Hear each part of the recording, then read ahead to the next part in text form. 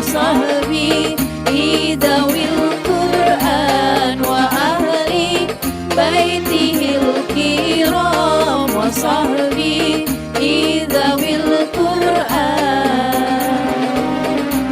صلاة الله وسلام على من أوحي القرآن صلاة الله وسلام على من أوحي القرآن وأهل بيته الكرام وصحبه ذوي القرآن وأهل بيته الكرام وصحبه ذوي القرآن.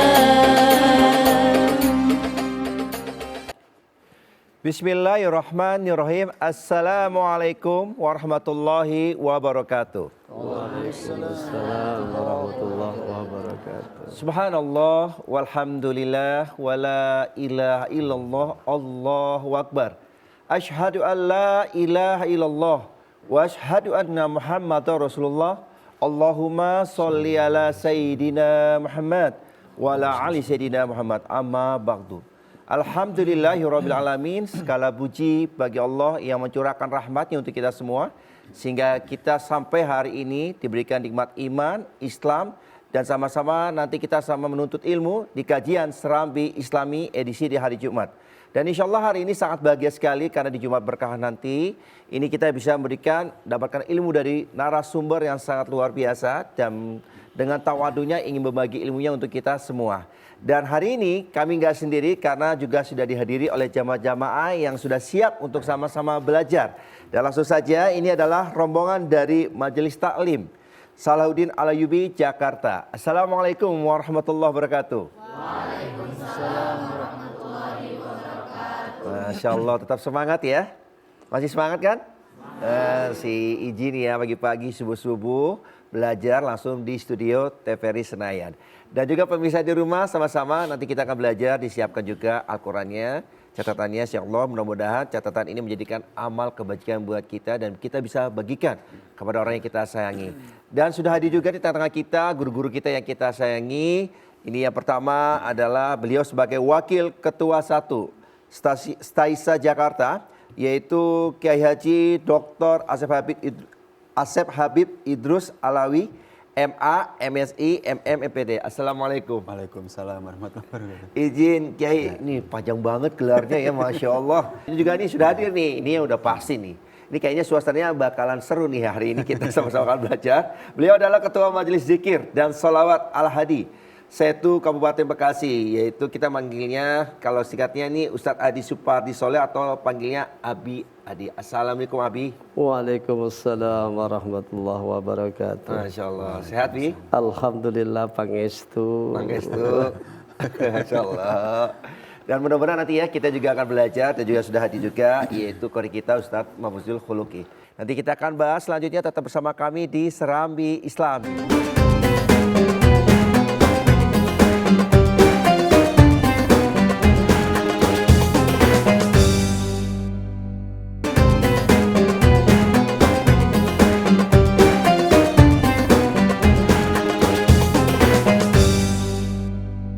Alhamdulillahirabbil alamin, dan kita sudah kembali lagi dan kita akan bahas tema kita yaitu Gua Hiro, saksi turunnya wahyu Allah.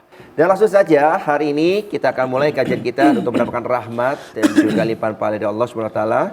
Kita mulai dengan pembacaan ayat suci Al-Qur'an oleh Ustadz Mahfuzul Khuluqi. أعوذ بالله من الشيطان الرجيم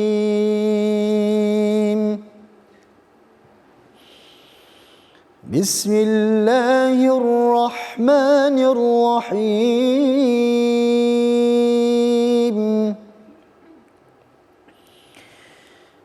اقرأ باسم ربك الذي خلق خلق الإنسان من علق اقرأ وربك الأكرم الذي علم بالقلم علم الإنسان ما لم يعلم صدق الله العظيم. Aku berlindung kepada Allah dari godaan syaitan yang terkutuk. Dengan menyebut nama Allah yang Maha Pengasih lagi Maha Penyayang. Bacalah dengan menyebut nama Tuhanmu yang menciptakan. Dia menciptakan manusia dari segumpal darah. Bacalah Tuhanmu lah yang maha mulia, yang mengajar manusia dengan pena. Dia mengajarkan manusia apa yang tidak diketahuinya. Dan langsung saja kita mulai pembahasan dengan narasumber kita, yaitu Kiai Asep Idrus Alawi. Nah, Kiai, ini menarik nih. Ini kalau udah bicara Gua Hiro, kita pasti udah kenal sejarah bagaimana pertama kali Rasulullah SAW itu diberikan wahyu Allah Subhanahu wa taala. Nah, dengan tadi dibacakan surat Al-Alaq ayat 1 sampai dengan 5, sebenarnya makna esensi Allah perintahkan kepada kita itu sebagai hamba-Nya Allah, tujuannya untuk apa? Assalamualaikum warahmatullahi wabarakatuh. Waalaikumsalam warahmatullahi wabarakatuh. Alhamdulillah, hamdan wa syukranillah, amma ba'du. Puji syukur kita panjatkan kehadirat Allah, salawat beserta salam, semoga selamanya tercurah atas senjuran alam baginda kita Nabi besar Muhammad sallallahu alaihi wasallam. Baik, tadi telah dibacakan ayat Al-Quran surat 96 ayat 1 sampai 5 atau surat Al-Alaq. Jadi surat ini adalah surat pertama yang diturunkan Allah kepada Rasulullah SAW selama beliau hidup. Jadi surat itu Pak Mas Raka, ada ayat yang pertama dan ada yang terakhir. Ya. Nanti terakhirnya ada lagi gitu. Nah, kemudian singkat saya sampaikan bahwa beliau Nabi Muhammad SAW sering berkhalwat di Gua Hira. Jadi Gua Hira itu dari suku gunungnya, dari dasar gunung itu naik ke atas itu sekitar 1,5 jam. Jadi kalau tidak fit, kalau tidak persiapan yang sangat bagus, mungkin tidak sampai ke atas gunung itu karena tinggi, terjal ya gitu. Nah, beliau sering berkhalwat menyendiri di sana. Beberapa hari kemudian beliau di sana lalu pulang, ngambil perbekalan, kemudian ke sana lagi. Nah, kemudian pada saat-saat beliau di akhir berkhalwat di gua itu, yaitu didatangi oleh makhluk yang asing. Ternyata itu adalah malaikat Jibril. Dalam keterangan yang sering kita urai dan kita dengar bahwa malaikat Jibril menurunkan wahyu kepada beliau dengan perkataan Iqra. Ya Muhammad Iqra, ya Muhammad Iqra. Nabi menjawab bahwa ma'ana biqari, aku tidak bisa membaca. Aku tidak bisa membaca. Aku tidak bisa membaca, dan di dekapnya Nabi Muhammad itu sampai payah, sampai susah bernafas. Lalu malaikat Jibril melanjutkan adalah Iqra bismi rabbikal ladzi khalaq. Wahai Muhammad, bacalah nama Tuhanmu dengan nama Tuhanmu yang menciptakan kamu. Nah, ini maksudnya apa? Maksudnya kalau beliau dulu suruh dibaca oleh malaikat Jibril karena kondisi Makkah pada saat itu sangat luar biasa, peradabannya tidak baik. Yang namanya khamar, yang namanya judi, yang namanya perempuan, itu sudah luar biasa. Bahkan di Ka'bah itu bergantung ada 360 berhala menurut salah satu keterangan. Jadi mereka menyembah berhala, tidak menyembah Allah dulu itu. Di tafsir dijelaskan adalah Makkah pada waktu itu asyadul kufra wa nifaqo, ialah satu masyarakat yang sangat musyrik dan sangat kafir.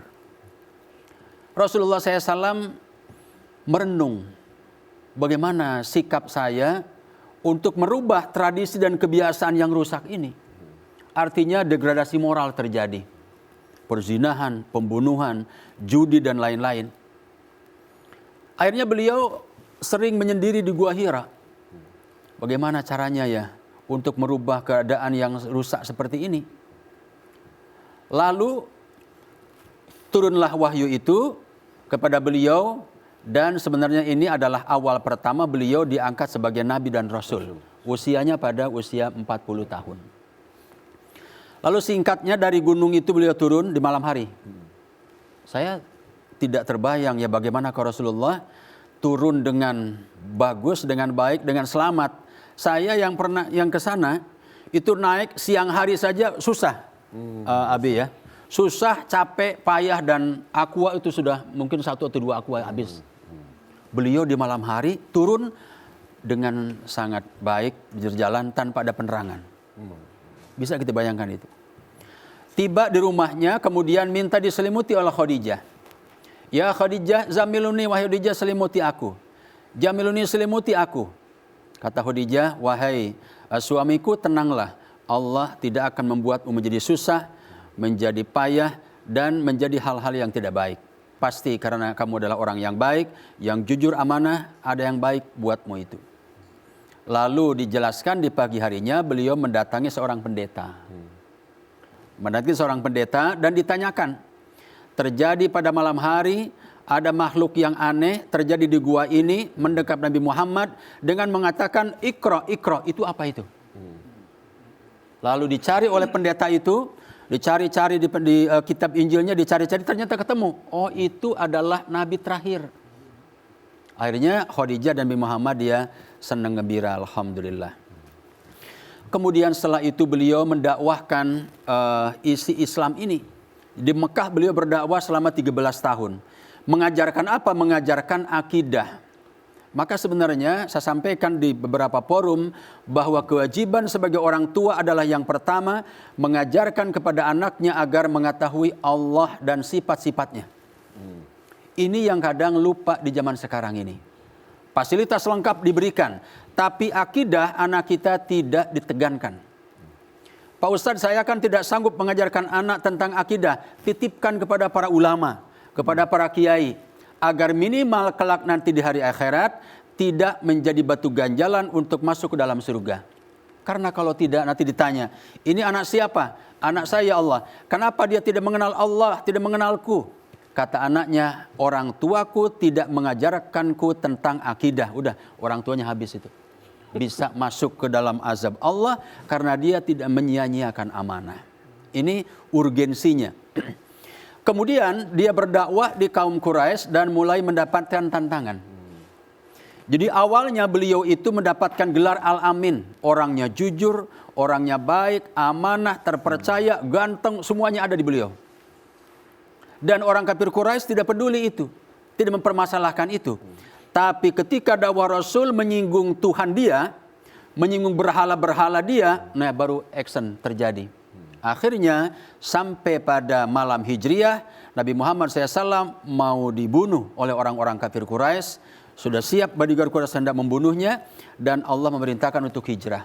Artinya hikmah bagi kita yang pertama adalah jika kita terutama anak-anak remaja ada di satu komunitas, kalian harus berbuat baik. Bagaimana caranya? Ini mahasiswa ada di satu daerah, banyak orang yang tidak ngerti agama, kalian tampil. Saya harus jadikan mereka saudara-saudara kami ini ngerti agama, paham Islam. Yang putrinya juga demikian. Ada di kelompok sana, di kampung sana, di daerah yang sangat jauh. Kita harus bangkit. Saya harus membuat kampung ini menjadi baik. Seperti Nabi Muhammad SAW. Tetapi ingat itu pasti akan ada tantangannya.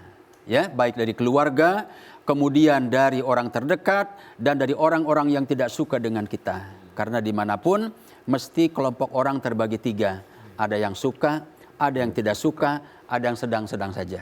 Ini yang tidak suka ini nih, kita harus hati-hati dengan dia. Ini bisa merusak kita. Nah, tapi pendeknya orang berbuat jahat kepada kita tidak berbahaya. Orang suuzon kepada kita tidak berbahaya. Yang berbahaya adalah kalau perilaku kita jelek. Dipitnah orang tidak bahaya kan, orang tidak melakukan itu. Tapi kalau kitanya yang jelek, justru itulah kita akan dihancurkan oleh orang-orang yang tidak suka dengan kita.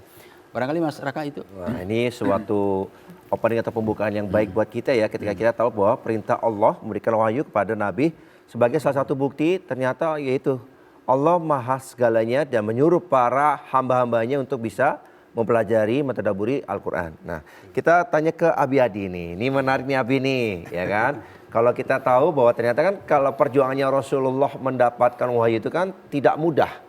Bahkan rintangannya pun luar biasa ya kalau kita tahu dengar sejarahnya. Nah, di tema kita kan tentang Gua Hiro, saksi turunnya wahyu Allah.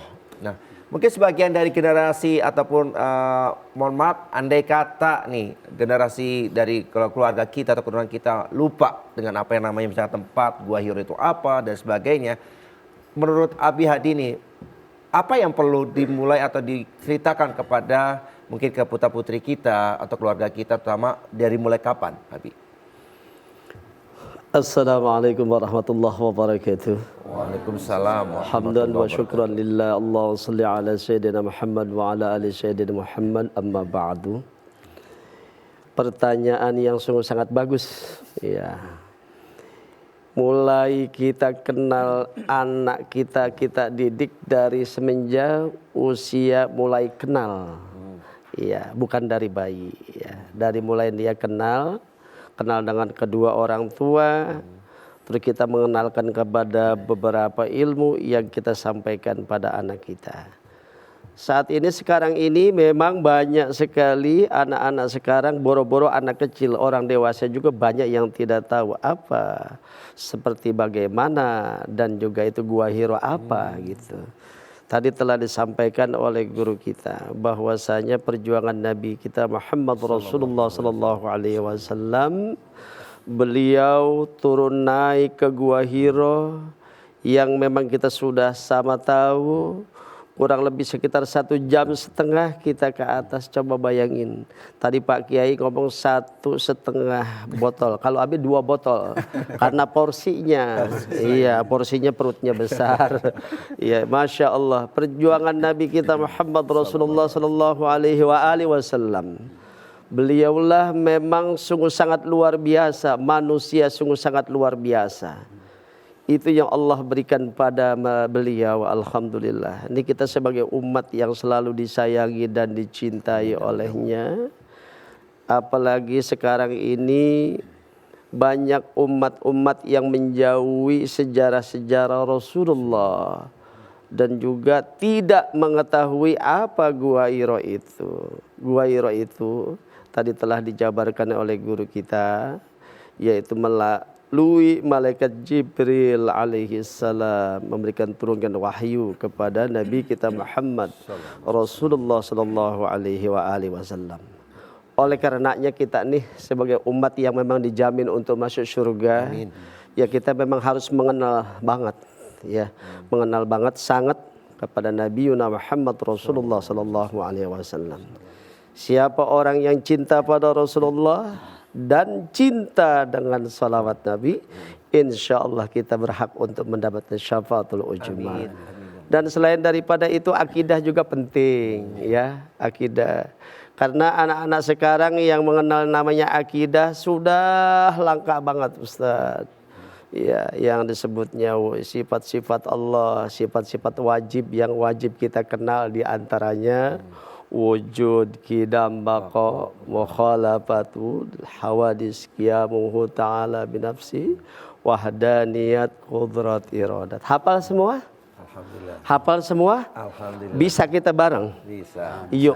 Ya. Wujud, qidam, baqa, mukhalafatu lil hawadisi, qiyamuhu binafsihi, wahdaniyat, ilmu, hayat, sama, basar, kalam, qadirun, muridun, aliman, basyiran. udah berarti ini kumpulan orang-orang soleh semua. Amin, amin. Iya, alhamdulillah ya, apalagi ini regenerasi ya. Regenerasi kita ya, anak-anak yang soleh dan soleha. Abi doakan semua biar jadi orang yang banyak ilmunya. Amin. Dan punya akhlak. Karena banyak sekarang ini manusia pinter tetapi tidak mempunyai akhlak. Jadi lebih utama akhlak. Kalau orang punya akhlak pasti pintar. Tapi orang pintar belum tentu menjamin dia punya akhlak. Begitu Ustaz. Allah. Ini wejangan dari Abi Hadi loh buat kita khususnya ya generasi penerus bangsa, apalagi penentu ataupun masa depan bangsa itu di anak-anak penerus bangsa seperti sekarang ini. Nanti kita akan bahas bagaimana perjuangan ataupun dari Rasulullah ya ketika di gua ini menjadi saksinya turunnya wahyu Allah. Kita akan bahas kembali lagi setelah informasi berikut ini, tetap di Serambi Islami.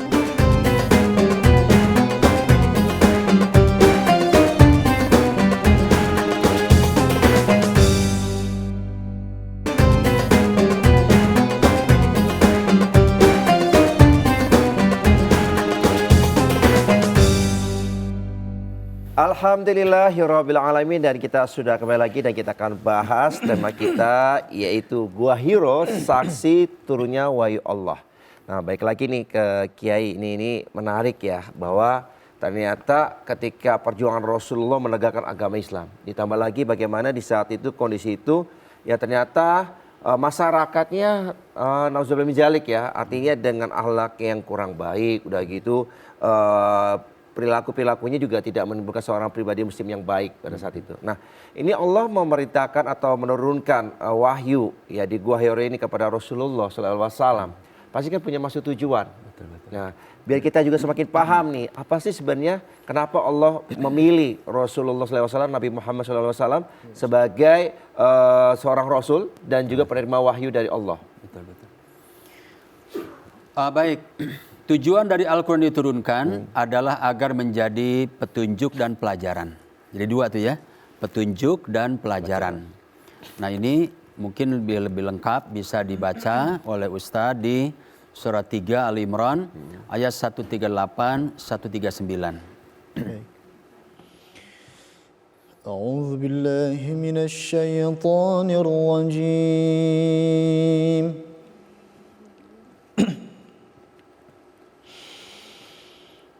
هذا بيان للناس وهدى وموعظة للمتقين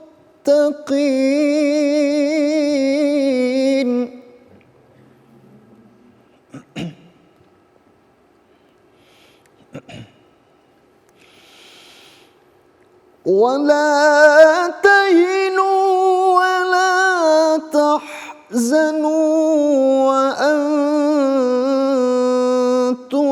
الأعلون إن كنتم مؤمنين.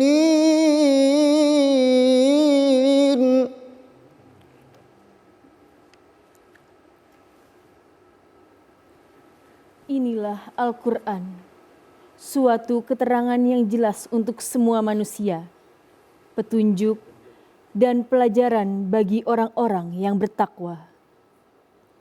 Janganlah kamu merasa lemah dan jangan pula bersedih hati, padahal kamu paling tinggi derajatnya jika kamu orang-orang mukmin.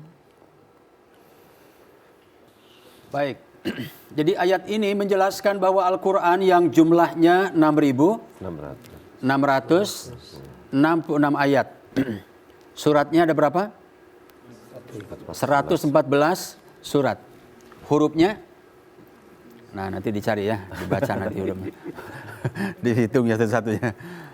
Nah jadi Al-Quran yang agung itu dan isinya sebenarnya secara general, itu isinya yang 6.000 itu ada 1.000 ayat tentang perintah, 1.000 tentang larangan, 1000 tentang ancaman, 1000 tentang janji, 1000 tentang contoh-contoh, 1000 tentang berista masa lalu, 500 ayat tentang halal haram, 100 tentang nasi mansuh, dan 60 ayat tentang zikir, tahmid, dan tahlil. Jumlahnya itu ada 6.666 ayat.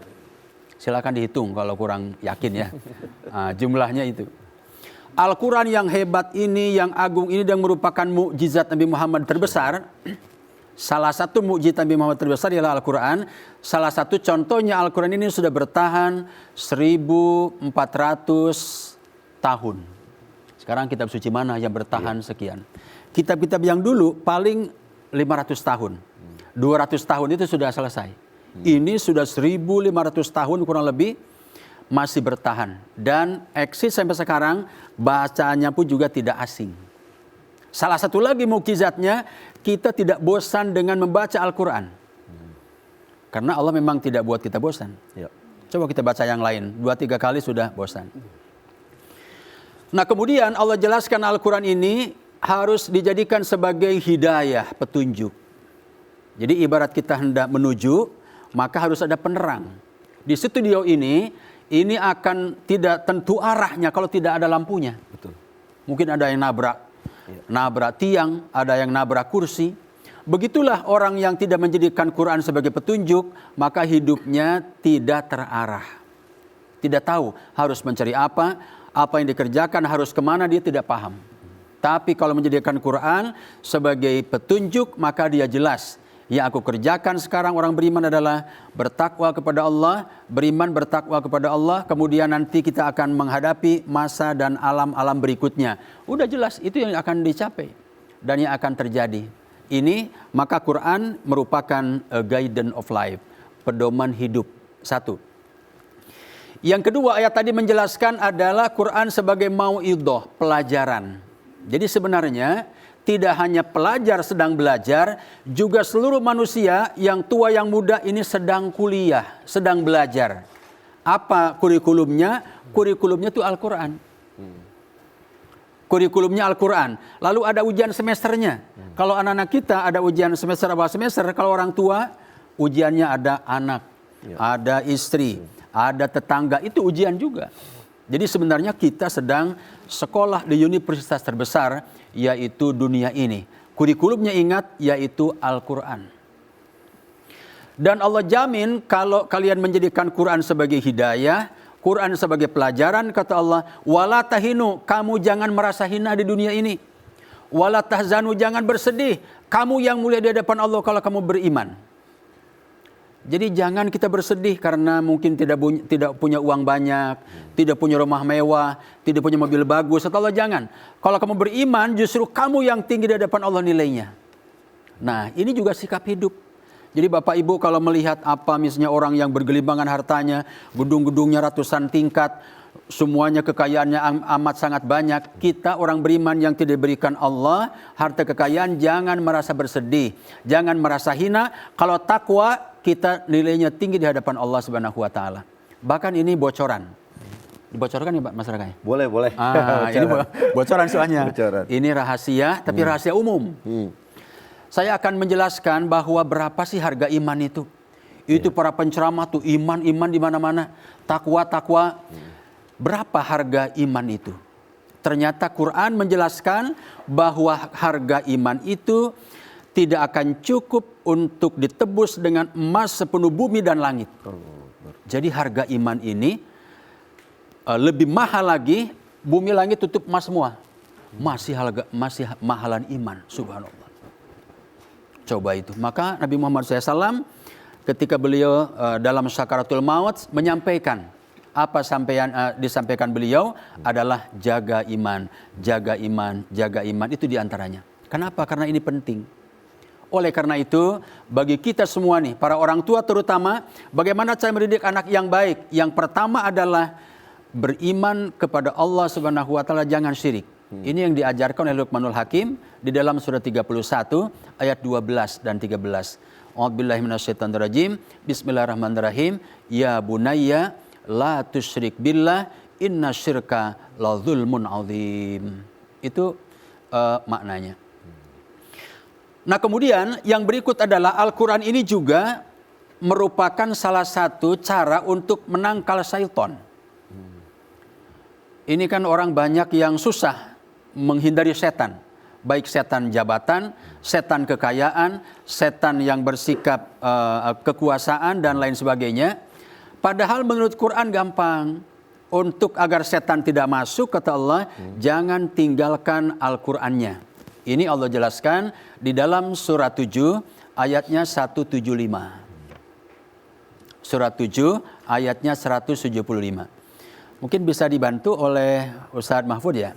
Surat 7 Al-A'raf ayatnya 175. 175. Ya. Baik. Ki. 175. أعوذ بالله من الشيطان الرجيم واتل عليهم نبأ الذي آتيناه آياتنا فانسلخ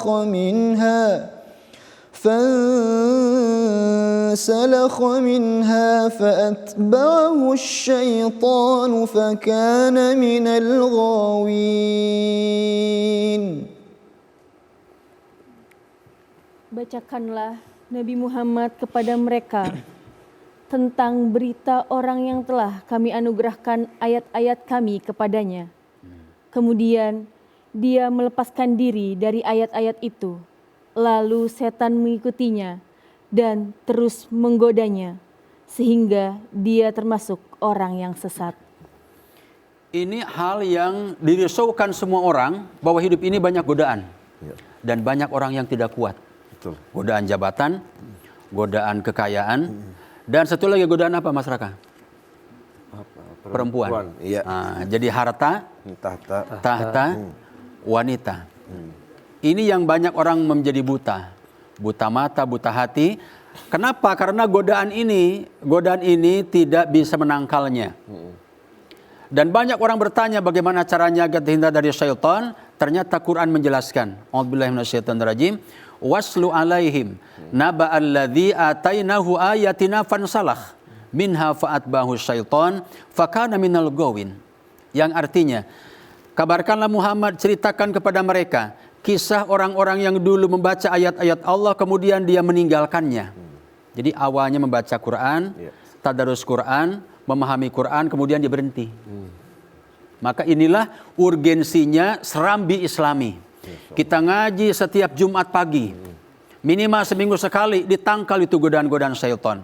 Allah jamin kalau ngaji tidak ditinggalkan, membaca Quran, mendengarkan nasihat-nasihat, maka setan akan jauh. Tapi kalau tidak, sebaliknya, setan akan mengikutimu. Fa'atba'ahu syaitan fakana minal gawin. Dan setan mengikuti kita sampai kita tersesat, sampai rusak, sampai hancur. Coba aja lihat. Orang yang mengikuti setan hancur sehancur-hancurnya. Karirnya hancur, keluarganya hancur, anak-anaknya hancur, perusahaannya hancur. Hancur, cur, hancur semuanya. Ini setan itu. Padahal sebenarnya caranya gampang. Quran dijadikan sebagai pedoman hidup, insya Allah setan akan jauh. Dan satu lagi terakhir Mas Raka, tidak hanya itu juga doa.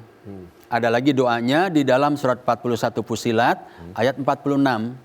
Ayat 46-nya. Apa doanya?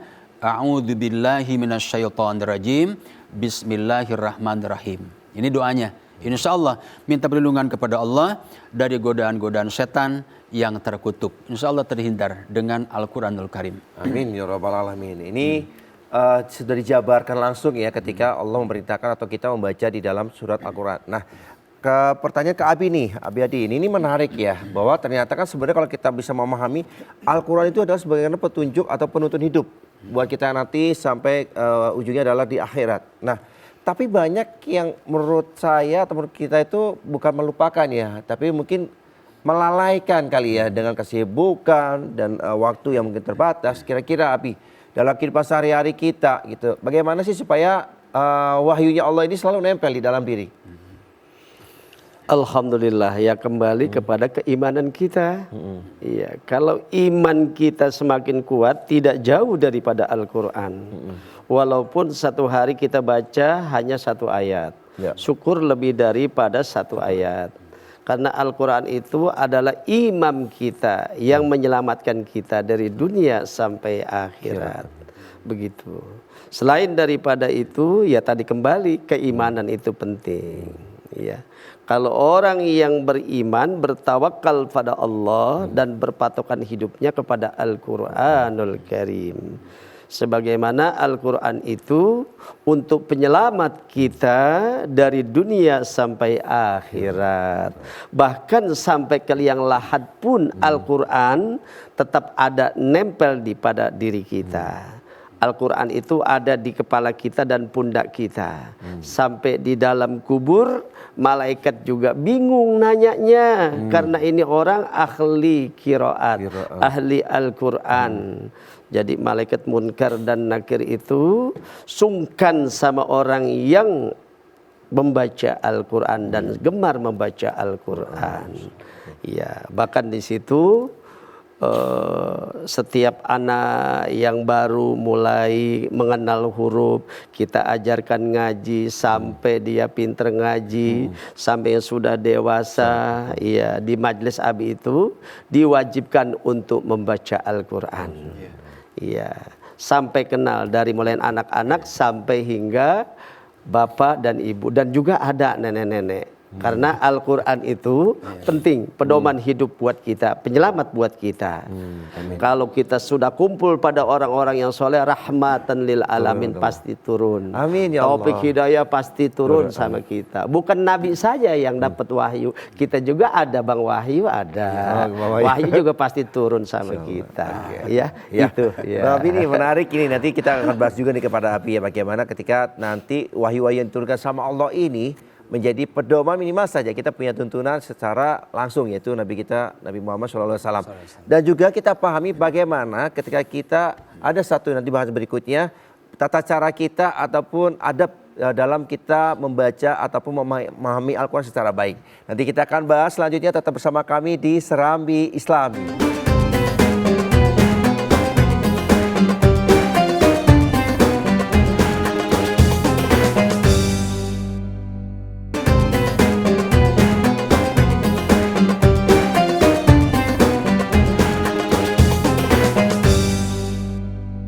Alhamdulillahirrabbilalamin. Terima kasih pemirsa yang selalu setia bersama kami di tayangan Serambi Islami edisi di hari Jumat.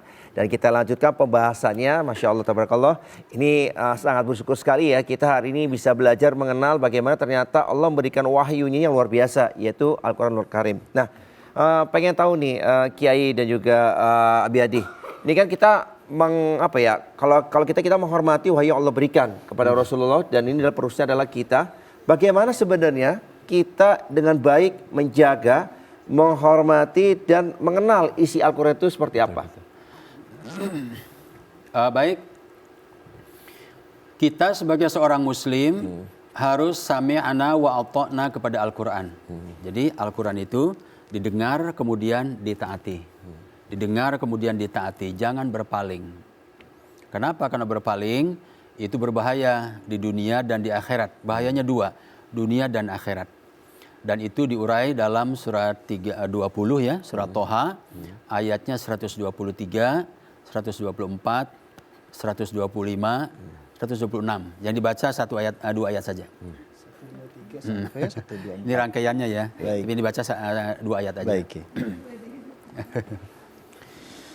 أعوذ بالله من الشيطان الرجيم قال اهبطا منها جميعا بعضكم لبعض عدو فإما يأتينكم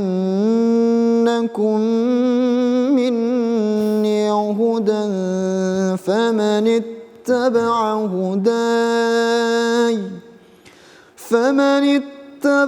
هداي فلا يضل ولا يشقى ومن أعرض عن ذكري فإن له معيشة ضنكا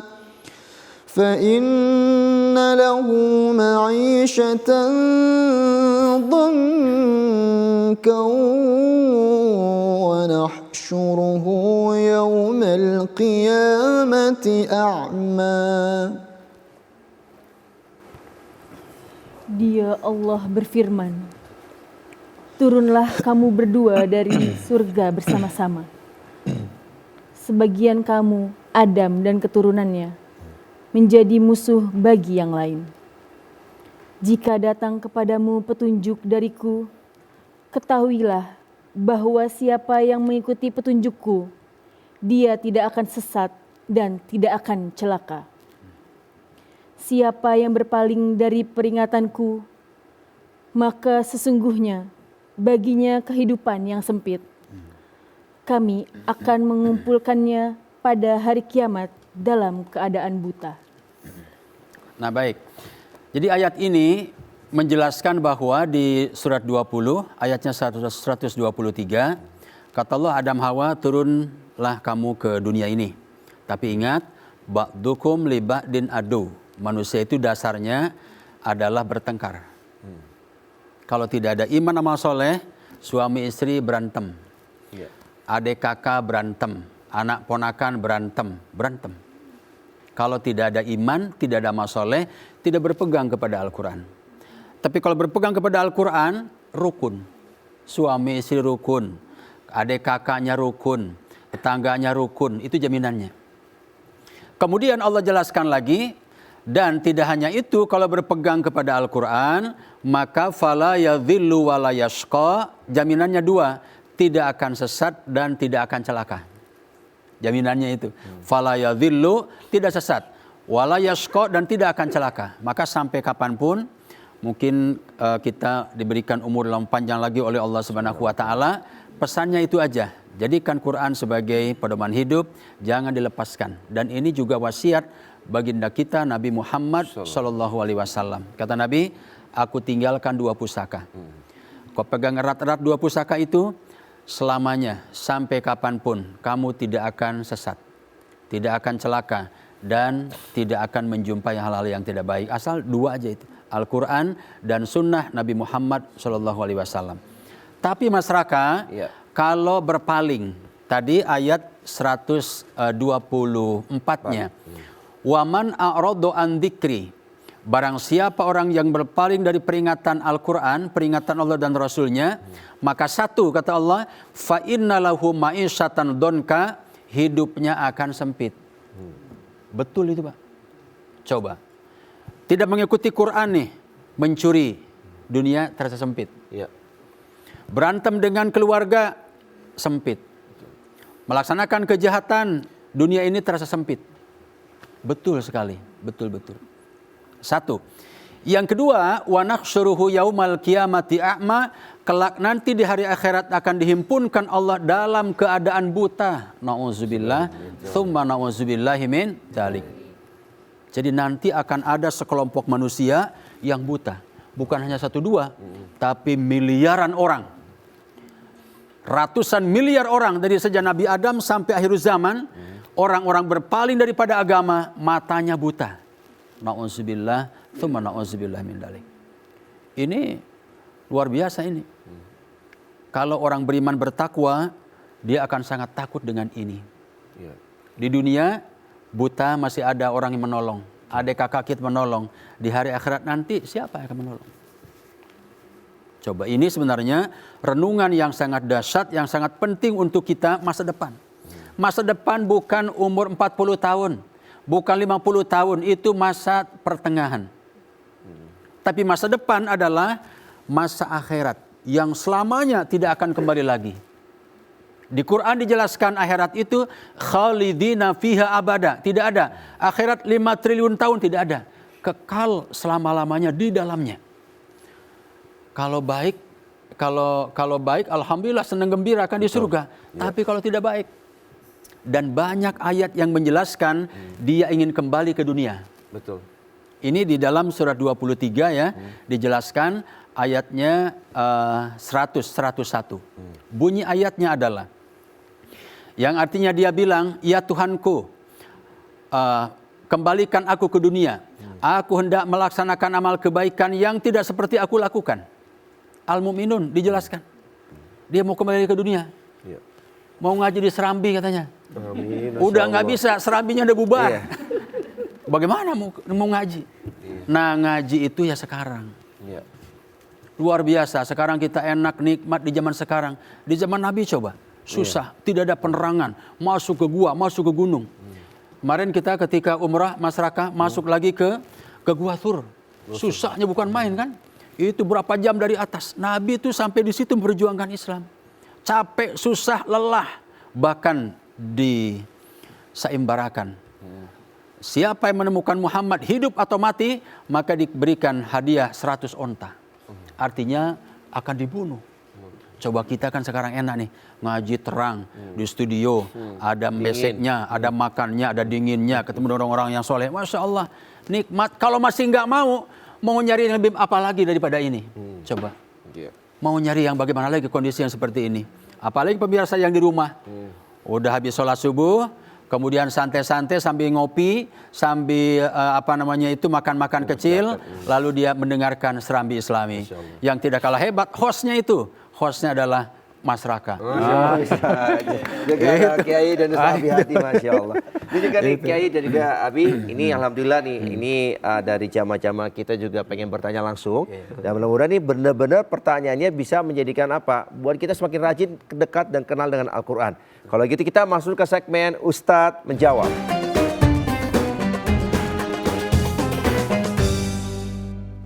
Bismillahirrahmanirrahim. Assalamualaikum warahmatullahi wabarakatuh. Waalaikumsalam warahmatullahi wabarakatuh.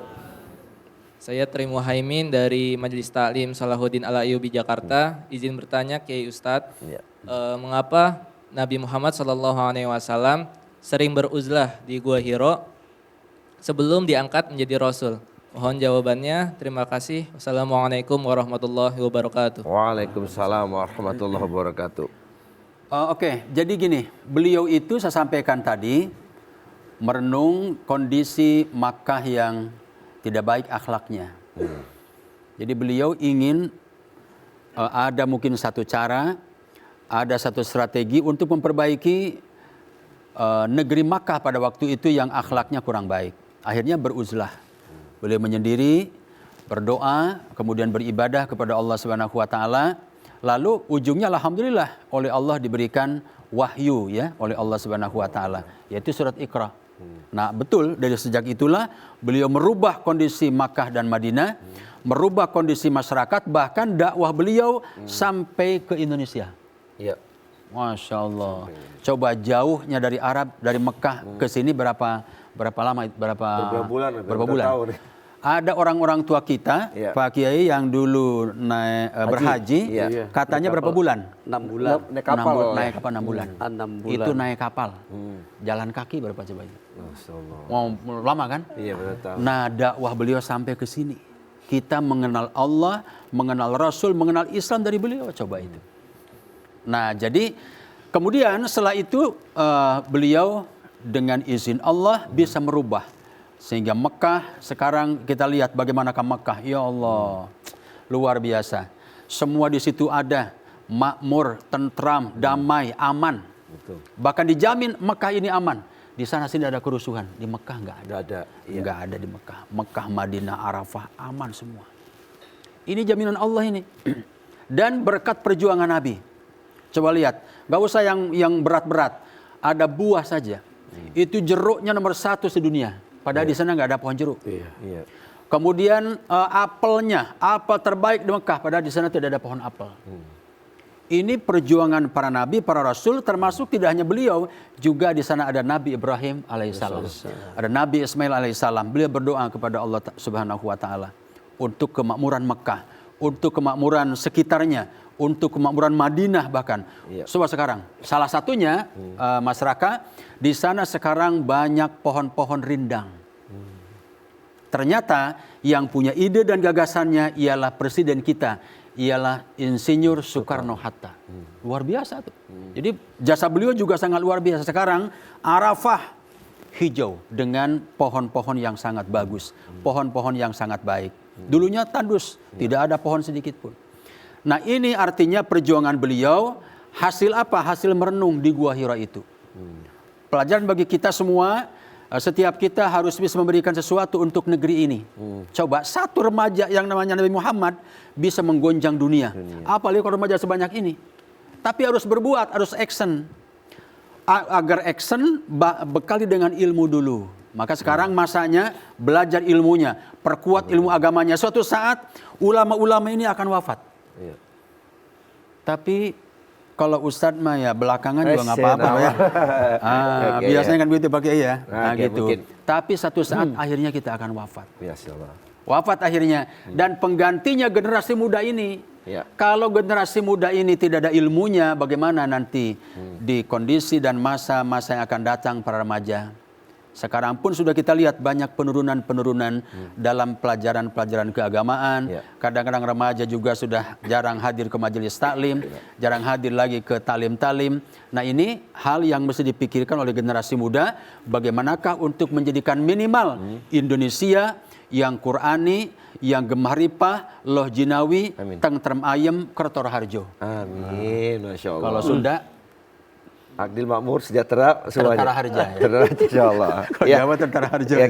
Kiai juga Abi, nanti kita akan bahas lagi kelanjutannya bagaimana ternyata generasi bangsa ini, terutama para hadirin juga jamaah, juga pemirsa ya yang menonton tayangan di Serambi edisi hari Jumat ini adalah bekal kita mengamalkan dari Al-Quran ini bisa ternyata memberikan banyak rahmat tidak cuma diri kita tapi untuk bangsa dan negara. Nanti kita akan bahas tetap bersama kami di Serambi Islami.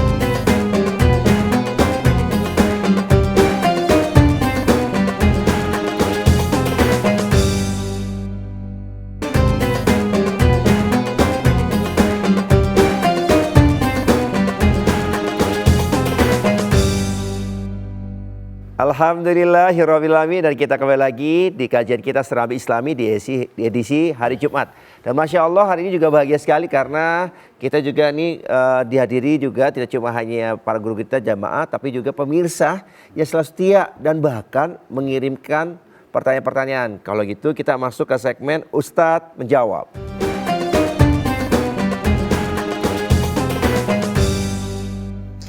Assalamualaikum warahmatullahi wabarakatuh. Saya Dinda dari Semarang. Mengapa Nabi Muhammad menerima wahyu di Gua Hiro bukan di masjid? Mohon penjelasannya. Wassalamualaikum warahmatullahi wabarakatuh. Assalamualaikum warahmatullahi wabarakatuh. Saya Aldi dari Cilegon. Mengapa Gua Hiro menjadi tempat istimewa bagi umat Islam? Mohon penjelasannya. Wassalamualaikum warahmatullahi wabarakatuh. Waalaikumsalam warahmatullahi wabarakatuh. Dan langsung saja ya, ini kayak jawabannya hampir pertanyaan ini sama nih. Kalau gitu kita serahkan langsung aja ke guru kita Abi Hadi. Silakan Abi. Ya Alhamdulillah, pertanyaan yang dari barusan bertanya, jawabannya kenapa Nabi Muhammad menerima wahyu bukan di masjid, kenapa di Gua Hiro? Ya kalau kita bicara mengenai masalah Gua Hiro pada saat itu kan sungguh sangat istimewa. Memang Nabi itu memang diwajibkan memang di Gua Hiro bukan di masjid. Kalau di masjid yaitu al ilmu bita'allumi, belajar ilmulah di tempat yang belajar. Kalau di masjid itu ya bukan tempatnya, begitu ya. Jadi kalau ditanya diulangi Gua Hiro apakah di masjid? Gua Hiro. Iya, kalau di masjid bukan tempatnya. Masjid itu tempatnya menuntut ilmu. Iya, menuntut ilmu, belajar ya. Belajar dari lobang ayunan sampai liang lahat. Sebagaimana kata Haja Nur Asia Jamil, belajar di waktu kecil bagai mengukir di atas batu. Belajar sesudah dewasa, laksana mengukir di atas air. Itu. Jadi kalau di masjid belajarnya begitu, bukan di Gua Hiro. Kalau kita masuk di Gua Hiro, yaitu kita pada melaksanakan ibadah haji dan umroh ke sana. Naik 1,5 jam. Bahkan kalau Abi bisa sampai 2 jam. Kalau Pak Kiai tadi minum 1,5 botol, Abi 2 botol. Bisa bawa snack juga. Iya, roti dibawa. Iya, karena kan kita memang ahli lapar. Iya, jadi kalau puasa itu ngancem tuh. Sama dengan puasa. Kita puasa pagi nunggu maghrib lama banget. Padahal pas kita buka puasa baru minum seteguk air aja udah kenyang. Iya, namanya puasa ngancem gitu ya, Ustaz. Begitu jawabannya. Oke, dan selanjutnya itu yang kedua tadi pertanyaan. Ketika Gua Hiro kenapa jadi tempat yang istimewa buat kaum muslimin? Oh pasti itu istimewa buat seorang muslim dan muslimat. Karena Nabi kita Muhammad Rasulullah Sallallahu Alaihi Wasallam menerima wahyu di dalam Gua Hiro. Yang tadi yang telah dibacakan oleh qori kita. Iqra, Iqra, Iqra. Itulah buat pedoman hidup kita Al-Quranul Karim. Tadi Abi telah mengatakan bahwasanya Al-Quran itu adalah sebagian daripada jiwa dan tubuh kita bagi orang yang bertakwa dan orang yang beriman. Begitu Bang Raka. Masya Allah, ini jawabannya singkat ya, langsung gitu ya. Mudah-mudahan langsung kena nih, terutama buat para jamaah juga pemirsa di rumah sebagai generasi penerus bangsa. Dan ada satu pertanyaan lagi, boleh ya Bi, kita di jamaah yang hadir hari ini, silakan. Assalamualaikum warahmatullahi wabarakatuh. Waalaikumsalam warahmatullahi wabarakatuh. Perkenalkan, nama saya Nadia Ruwaidah Yunita dari Majelis Ta'lim Salahuddin Al-Ayyubi Jakarta. Izin bertanya Pak Ustadz, Pak Kiai, bagaimana peran Siti Khadijah saat Rasulullah menerima wahyu pertama di Gua Hiro? Terima kasih. Wassalamualaikum warahmatullahi wabarakatuh. Waalaikumsalam warahmatullahi wabarakatuh. Ya. Baik, jadi ini pas ditanyakan oleh calon ibu ya. Amin. Jadi betul tentang Khadijah. Jadi begini, saya sampaikan beliau di malam hari menerima wahyu oleh Allah Ta'ala dan dalam keadaan ketakutan. Didekap oleh makhluk yang tidak kenal, ternyata malaikat Jibril, dia ketakutan menggigil dan langsung turun ke bawah ke rumah Khadijah. Lalu Khadijah ketika itu beliau langsung menyelimuti Nabi Muhammad SAW. Kata Nabi, ya Khadijah, zammiluni, zammiluni. Artinya selimuti aku, selimuti aku. Maka ada khusus suratnya, namanya surat Al-Muzammil. Itu surat 73 ya. Bunyi ayatnya nomor satunya, ya ayyuhal muzammil. Hai orang yang berselimut. Nah kemudian Nabi Muhammad cerita kepada Khadijah, aku tadi di Gua Hira ketemu dengan orang yang tidak dikenal, makhluk yang tidak dikenal. Dia mendekapku dan dia nyuruh aku untuk membaca. Iqra, Iqra, Iqra. Dan aku jawab, kata Nabi, aku tidak bisa membaca. Dan Nabi dalam keadaan ketakutan. Apa kata Khadijah? Kata Khadijah, ya Muhammad, Allah tidak akan membuatmu susah. Kamu adalah orang yang baik, rajin menolong, jujur. Satu pelajarannya adalah ketika suami ada masalah, maka istri jangan dagang kompor. Jangan ngomporin. Dagang apa ya? Jangan ngomporin. Manas-manasin, membuat suami jadi panas. Misalnya suami pulang dagang, dagangnya rugi. Sikap istri adalah, ya wajar bang, namanya dagang kan masa selamanya untung, rugi sekali-kali ya biasalah, suami tenang. Tapi kalau ucapannya lain, suaminya bisa marah kan. Nah jadi peran istri yang pertama, dikala suami ada masalah, tampil menjadi penyejuk. Jadi membawa AC. Biar adem kan gitu ya. Adem dengan perkataan-perkataan yang menyejukkan. Suaminya dagangnya rugi, ada masalah, datang ke rumah, istrinya tampil. Ya namanya usaha rugi, namanya ada masalah, biasalah bang, itu kan biasa aja dalam hidup. Suaminya juga tenang. Itu satu ya. Yang kedua, tidak hanya bicara, tapi juga harus mencari solusi. Ini sikap Khadijah ya. Maka yang punya ide untuk bertanya kepada seorang pendeta itu kan Khadijah. Kepada Khadijah, dia bertanya kepada seorang pendeta, itu adalah Khadijah. Artinya bagi kita pelajarannya adalah ketika suami ada masalah, pertama tenangkan dengan kata-kata. Selimuti, tenangkan dengan kata-kata, dibuat dia jadi tenang. Sesudah tenang, ayo kita cari jalan keluarnya. Ada masalah apa bang? Nah dia cari jalan keluarnya. Sampai-sampai ketemulah ditanya kepada pendeta itu. Kata pendeta, ini adalah orang ini, Muhammad ini adalah nabi terakhir. Kamu nggak usah khawatir, nggak usah takut, nggak usah khawatir. Tapi pesan pendeta adalah ingat ini akan banyak tantangannya. Betul. Ketika beliau diangkat menjadi nabi, tantangannya banyak orang menggunjing, banyak orang menghina, banyak orang mengancam, dan bahkan mau dibunuh. Artinya pada waktu itu bahwa Nabi Muhammad SAW seorang nabi dan selalu didampingi oleh Khadijah. Tahukah kalian dalam sejarah, Khadijah seorang kaya raya di Mekah pada waktu itu, ketika beliau hendak wafat, tidak meninggalkan 1 dinar dan 1 dirham pun. Uangnya habis digunakan untuk berjuang oleh Nabi Muhammad SAW. Artinya seorang perempuan, seorang istri, dia sebagai penopang perjuangan suami. Dan bahkan yang sangat mengharukan masyarakat, ketika beliau hendak wafat, sudah terasa kondisinya mau wafat, beliau minta kepada putrinya, wahai putriku, cobalah minta serban bapakmu itu yang biasa menerima wahyu agar Allah meringankan siksa kelak nanti. Putrinya juga orang soleha. Dia bilang, ya bahasa kitanya, udah ibu saja minta kepada bapak, aku juga tidak enak, aku malu. Kata Khadijah, aku juga malu minta kepada Muhammad. Seorang istri yang tadinya kaya raya, harta digunakan untuk dakwah oleh Nabi Muhammad, minta serban saja malu. Nah ini perempuan kita ini sekarang bagaimana? Harusnya ke suami itu harus banyak rasa malunya. Jangan malah suaminya nggak ada uangnya diambil. Wah, lain ketahuan. itu. Malu Aisyah, ya Allah malu. Minta serban aja malu coba. Udah kamu minta bapakmu, ibumu malu. Ya Allah. Ini istri soleha Khadijah. Banyak pelajarannya. Di antaranya adalah dia tidak semena-mena kepada suaminya. Dia tidak bersifat songong dan congkak kepada suaminya. Dia selalu sopan. Dan yang tidak kalah penting, beliau juga Khadijah adalah orang yang pertama beriman kepada Nabi Muhammad SAW dari kelompok perempuan.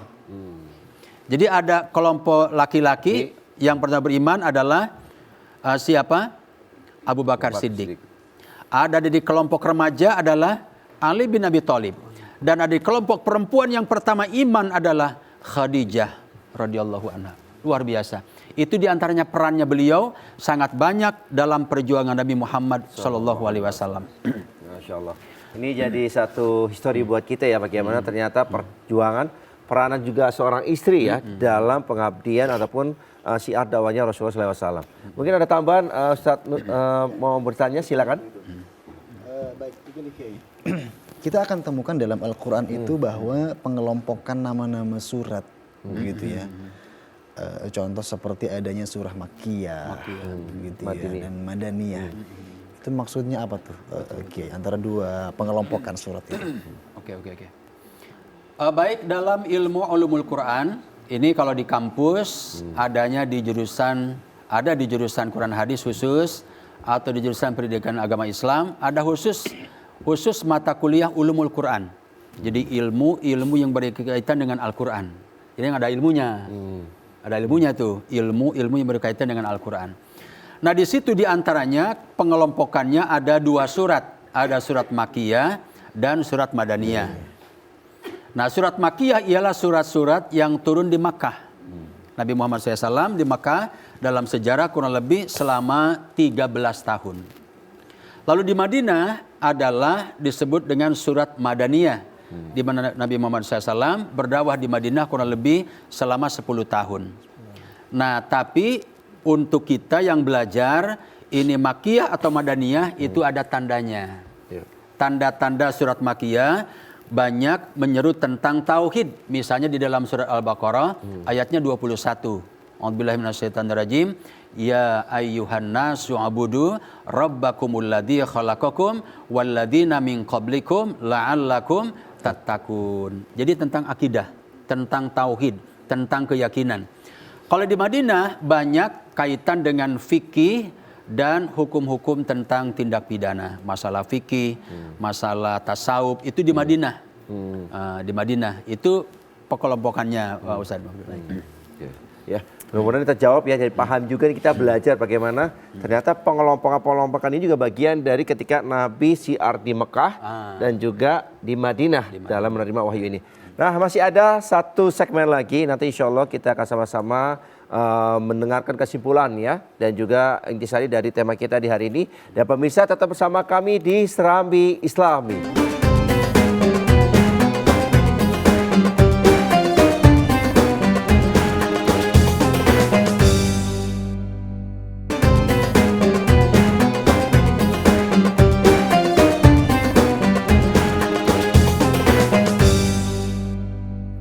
Alhamdulillahirrabbilalamin, dan kita sudah kembali lagi di studio.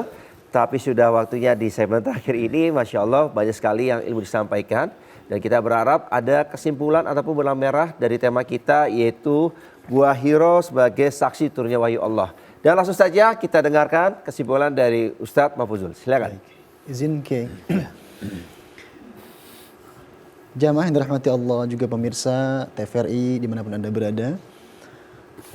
Al-Quran merupakan mukjizat yang luar biasa yang diterima oleh Rasulullah SAW.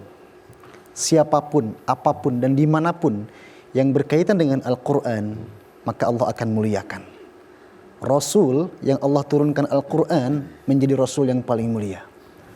Kota yang diturunkannya Al-Quran, kota Makkah, menjadi kota yang paling mulia di muka bumi ini. Malaikat yang Allah tugaskan untuk menurunkan Al-Quran, malaikat Jibril menjadi panglimanya malaikat. Manusia, kita umatnya Nabi Muhammad SAW ingin menjadi manusia yang terbaik, ingin menjadi manusia yang mulia, maka dawamkanlah untuk senantiasa bersama Al-Quran. Menjadi ahli Al-Quran, sering membaca Al-Quran, mentadabburi isi Al-Quran, dan juga mengamalkannya dalam kehidupan kita sehari-hari. Wallahu a'lam. Terima kasih Ustadz Mahfuzul ya. Insya Allah mudah-mudahan kesimpulan ini menjadi salah satu pemahaman kita bagaimana ternyata pentingnya kita mengenal dan juga memahami Al-Quran secara dengan baik. Dan selanjutnya kepada Abi Hadi kami mohon untuk memberikan sedikit kesimpulan buat kita. Silakan. Alhamdulillah wa syukrulillah wa nikmatillah, bahwasanya memang Al-Quran itu adalah pedoman hidup bagi kita semua. Dan yang kedua, jangan lupa ikutilah akhlak Rasulullah Sallallahu alaihi wasallam. Kedua itulah yang kita bekali, yang kita ingat-ingat, yang benar-benar kita kaji. Insya Allah pasti berkah, selamat dunia dan akhirat. Ada tambahan lagi, habis sedikit lagi. Apa itu? Jangan lupa kalau kita cinta dengan Rasulullah, cinta dengan sholawat Nabi, yaitu cintailah dengan sholawat Nabi. Karena kata Nabi, baca sholawat untukku 1 kali, maka akan aku berikan syafaatul ujmaku 10 kali. Selain daripada baca Al-Quran dan juga perbanyak sholawat Nabi. Dan ikuti juga akhlak Rasulullah. Kalau kita punya akhlak seperti kayak Rasulullah, kita punya suami, pasti suaminya soleh. Kalau sudah soleh pasti benar, jujur. Dia mau selingkuh juga pasti izin dulu sama istrinya. Begitu juga istrinya, carilah istri yang solihah. Ditambahin di situ nih para remaja, cari latar belakangnya yang luas. Kebunnya lega, sawahnya lega, orang tuanya kiai, itu yang mantap ya. Jadi kita cari istri yang solehah seperti tadi kayak Khadijah. Amin. Istri yang soleha, yaitu dari orang tuanya, bapaknya, ibunya, dan keluarganya. Ingat ya, carilah suami yang soleh, bukannya anaknya bapak soleh. Anaknya bapak soleh ini, nah, ya, soleh itu artinya akhlaknya benar, baca Al-Qurannya bagus, mantap. Ya, segitu Pak Ustaz. Tapi terima kasih, jangan buat kita nih. Dan ternyata Masya Allah ya, mudah-mudahan menjadi catatan buat kita semua bagaimana ternyata bisa menjaga, mengenal lebih baik tentang wahyu-wahyu Allah. Dan selanjutnya yang terakhir kepada kiai kita untuk menyampaikan kesimpulannya. Silakan. Baik, judul yang kita bahas pada pagi ini adalah tentang Gua Hiro Saksi Bisu ya. Dan sekarang Mas Raka, kalau mau ke Gua Hiro Pak Kiai, tidak usah ke atas. Di bawah itu ada Museum Al-Wahyu. Itu baru tahun ini dibuka. Masya Allah. Baru tahun ini. Jadi tidak usah ke atas naik karena jauh kan, kalau kuat ya silahkan. Di situ terdapat tempat kayak studio dan kemudian dijelaskan tentang turunannya wahyu kepada Nabi Isa, kepada Nabi Musa, kepada Nabi Daud dan kepada Nabi Muhammad SAW. Dan di pojoknya di sana itu ada replika Gua Hira, persis. Jadi persis guanya itu seperti gua yang di atas, tapi replikanya saja. Nah, kemudian yang berikut adalah yang tidak kalah penting dari judul ini adalah kita menjadikan Al-Quran sebagai pedoman hidup. Wabil Qur'ani imama. Jaminannya keselamatan di dunia akhirat kalau menjadikan Quran sebagai imam. Jadi Quran di depan, kita di belakang, kita ikut imam. Kata imam ruku, kita ruku. Imam sujud, kita sujud. Selamat. Dan ini juga merupakan wasiat Nabi Muhammad SAW kepada kita semua untuk berpegang teguh kepada Al-Quranul Karim. Bagi generasi muda, bagi generasi yang sudah tidak muda lagi, semua untuk generasi peganglah Al-Quran. Quran tidak pernah usang untuk siapa saja. Ada orang yang sepuh baca Quran pantas nggak? Pantas. Pantas kan? Pantas. Ada anak muda baca Quran pantas atau tidak? Pantas banget. Lebih pantas. Anak 2-3 tahun baca Quran pantas apa tidak? Cakep. Itulah Al-Quran, semuanya masuk. Itulah hebatnya Al-Quran. Dan kemudian jaminan keselamatan dari Allah Ta'ala kalau kita berpegang kepada Al-Quran. Tapi Al-Quran tidak hanya sekedar dibaca saja. Dibaca tadarus pahalanya banyak. Tapi agar menjadi pelajaran, Al-Quran diartikan. Saya sering menyampaikan, Al-Quran dibaca, dipahami, diamalkan, bahkan di-share kepada orang lain. Dibagikan kepada orang lain. Dibagikan ya kepada orang lain untuk senantiasa agar manfaat dunia juga manfaat di akhirat. Saya kira itu Mas Raka. Ya, alhamdulillah. Terima kasih Ustadz dan juga Abi Hadi. Atas kesimpulannya juga Kiai ya disampaikan. Semoga kita menjadi semakin tawadu dan juga sama-sama untuk belajar dan mengamalkan. Dan sebelum di akhir kita mohon izin Kiai untuk bisa bersama-sama kita bermuhasabah dan sekaligus doa. Oke, baik, untuk menutup acara ini kita bermohon kepada Allah, bermunajat kepada Allah dengan beristighfar. Insyaallah istighfar yang kita lantunkan menjadi pengugur atas dosa dan kesalahan-kesalahan kita semuanya. Bersama-sama ya. Astaghfirullah Rabbal baraya. Astaghfirullah minal khataya. Astaghfirullah Rabbal baraya. Astaghfirullah minal khataya. Ya Allah, jadikanlah kami ahli Al-Quran. Jadikanlah kami orang-orang yang taat patuh kepada Al-Quran. Dan jadikanlah kami generasi-generasi muda ini yang cinta kepada Al-Quranul Karim. Jadikanlah kami orang-orang yang sami'na wa ata'na kepada hukum-hukum Allah. Sehingga kami menjadi orang-orang yang taat takwa melaksanakan perintah Allah Subhanahu wa Ta'ala. Hindarkan, jauhkan kami dari hal-hal yang buruk, dari pergaulan yang tidak baik, dari kejahatan apapun di permukaan bumi ini, ya Allah. Ya Allah, ya Tuhan kami, ya Allah, ya Rabbal Alamin. Rabbana hablana min azwajina wa dhurriyyatina qurrata a'yun waj'alna lil muttaqina imama. Ya Allah, ya Tuhan kami, jadikanlah kami dan keluarga kami, keturunan kami semuanya orang-orang yang tunduk patuh kepada perintah Allah Subhanahu wa Ta'ala. Dan jadikanlah kami orang-orang yang istiqomah melaksanakan kebaikan, istiqomah melaksanakan perintah Allah, menjauhi larangan Allah. Anugerahkan kepada kami semua jadi rezeki halalan thayyiban untuk bekal beribadah kepada Allah. Anugerahkan kepada kami keberkahan hidup dan jadikanlah kami orang-orang yang senantiasa khusyuk dalam melaksanakan ibadah kepadamu, ya Allah. Ya Allah, ya Tuhan kami, hindarkan dari kami musibah, bencana, malapetaka, mara bahaya, dan jauhkan dari kami orang-orang yang jahat, dari kejahatan jin dan manusia. Negeri kami tercinta Indonesia, ya Allah, jadikan negeri yang aman, damai, tentram, ada dalam naungan dan ridho Allah Subhanahu wa Ta'ala, ada dalam perlindungan Allah Subhanahu wa Ta'ala. Dan semoga kami semua menjadi orang-orang yang soleh dan soleha, insya Allah, sehingga kelak nanti kami tidak hanya berjumpa di dunia, juga berjumpa di akhirat dalam surga Allah Subhanahu wa Ta'ala. Rabbana atina fid dunya hasanah wa fil akhirati hasanah wa qina adzabannar. Bi fadlika subhana rabbika rabbil izzati amma yasifun. Wassalamun alal mursalin walhamdulillahi rabbil alamin.